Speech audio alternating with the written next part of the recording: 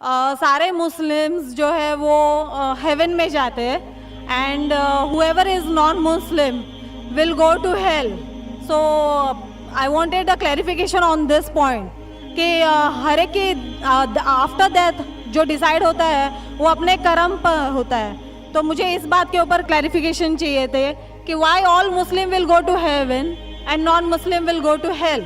If at all we do good deeds, like if non-Muslim also does good deeds, why they will go to hell?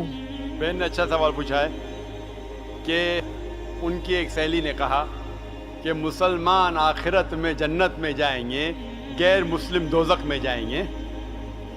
مسلم مطلب وہ جو امن حاصل کرتا ہے، اللہ سبحانہ و تعالیٰ کے احکامات کے مطابق چلتا ہے، قرآن اور صحیح حدیث پہ عمل کرتا ہے، اسے کہتے ہیں صحیح مسلم. یہ بالکل صحیح ہے کہ جو عملی طور پہ صحیح مسلمان ہے وہ انشاءاللہ جنت میں جائے گا. لیکن آپ کا سوال تھا کہ جو غیر مسلم اچھے اعمال کرتے ہیں وہ کیوں نہیں جنت میں جائیں گے؟ بہن، جنت میں جانے کے لیے 4 شرائط ہے. جب میں میرا 10th اسٹینڈرڈ پاس کیا، میں سینٹ پیٹرس اسکول سے فارغ ہوں. جب میں ICSE میں تھا 10ویں میں، میرے ایگزامینیشن میں 6 کمپلسری سبجیکٹس تھے: English, mathematics, science, geography, history, Hindi. 6 subjects compulsory.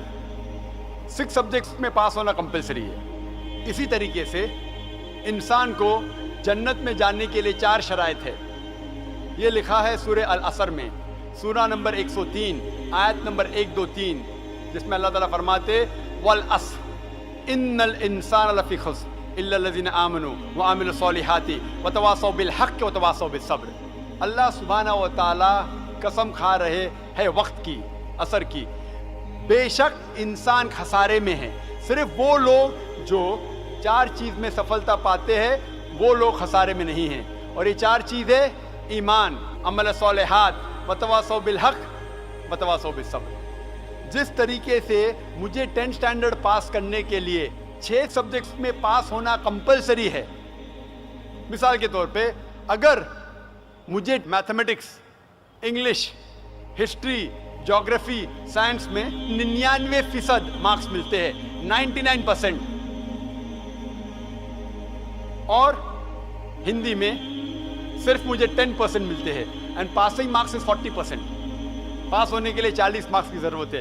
اگر ایک سبجیکٹ میں، ہندی میں مجھے 10% مارکس ملتے ہیں اور باقی 5 سبجیکٹ میں 99% مارکس ملتے ہیں، کیا میں 10th اسٹینڈرڈ پاس کروں گا کہ نہیں؟ بہن، میں آپ سے پوچھنا چاہتا ہوں، کیا میں 10th اسٹینڈرڈ میں سفلتا پاؤں گا کہ نہیں؟ ایک سبجیکٹ میں 10%، باقی 5 سبجیکٹس میں 99%، کیا میں 10th اسٹینڈرڈ پاس کروں گا کہ نہیں؟ نہیں. کیوں؟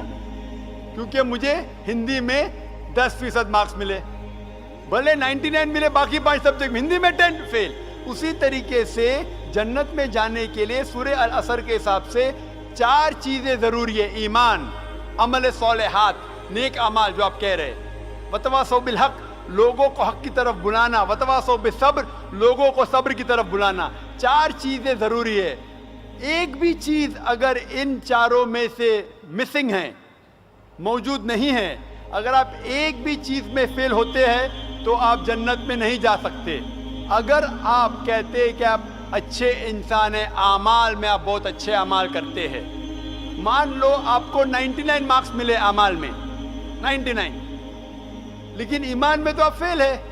آپ یہ نہیں مانتے کہ اللہ ایک اور محمد صلی اللہ علیہ وسلم آخری پیغمبر ہے، جو ساری مذہبی کتاب میں لکھا ہے، تو آپ ایمان میں فیل ہے. آپ کتنے بھی نیک کام کرو، 99% ملے، 100% ملے، باقی 3 حصے میں ایمان میں لیکن فیل ہوئے، تو آپ جنت میں نہیں جائیں گے.